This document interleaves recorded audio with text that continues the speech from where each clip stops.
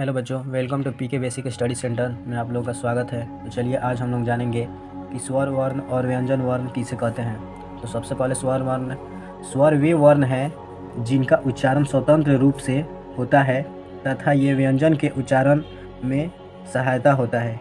क्या के उच्चारण में सहायता होता है? तो ये व्यंजन के उच्चारण में सहायता होता है, उसे स्वर वर्ण कहते हैं।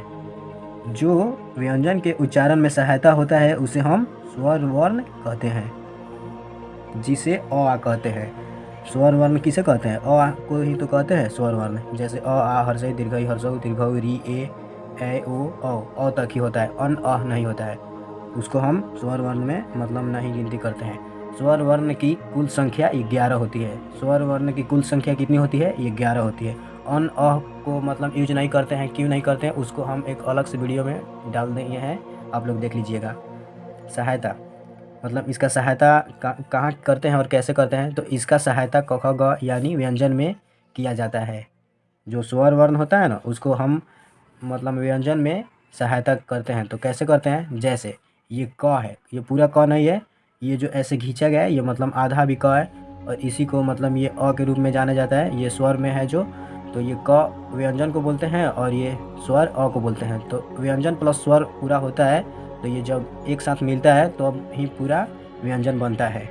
क्योंकि यहाँ पर लिखा तो हम तो पहले तो बताए ही थे कि व्यंजन के उच्चारण में सहायता होता है उसे स्वर वर्ण कहते हैं। तो यहाँ व्यंजन ये क है और ये स्वर जो है अ है, तो ये क आधा क प्लस अ मिलाकर पूरा यहाँ पर क हुआ, तो इसी को हम व्यंजन कहते हैं। जैसे में एक यहाँ पर हम सेंटेंस वाक्य मतलब बनाए हैं। जैसे देखिए क प्लस अ, ये क क्या है? व्यंजन है। पूरा मतलब अभी तो व्यंजन ही है, लेकिन ऐसे व्यंजन है। फिर ये स्वर क्या है? अ है। फिर ये ल आधा ल, फिर प्लस अ, फिर प्लस म, फिर आधा अ। तो ये हम सब इसको मिला देंगे। ये क प्लस अ ये मिलाकर तो क हुआ, ल प्लस अ मिलाकर ल हुआ, म प्लस अ मिलाकर म हुआ। तो ये पूरा हमारा क्या बना? कलम। ये एक क्या हुआ? कलम। मतलब ये एक हमारा शब्द बन गया। अब हम लोग व्यंजन जानते हैं। व्यंजन वे वर्ण हैं जिनका उच्चारण स्वरों की सहायता से होता है, उसे व्यंजन कहते हैं। उस वक्त हम लोग स्वर में पढ़े थे कि व्यंजन के उच्चारण में स्वर की सहायता की जाती है, तो यहाँ पर भी वही है। व्यंजन वे वर्ण हैं जिनका उच्चारण स्वरों की सहायता होती है। मतलब व्यंजन को हम स्वर में ही सहायता करते हैं, या स्वर को व्यंजन में एक ही पड़ता है। जैसे में देखिए यहाँ पर है, जिसे क ख ग घ कहते हैं। व्यंजन किसे कहते हैं? क ख ग को कहते हैं। व्यंजन की कुल संख्या 33 होती है।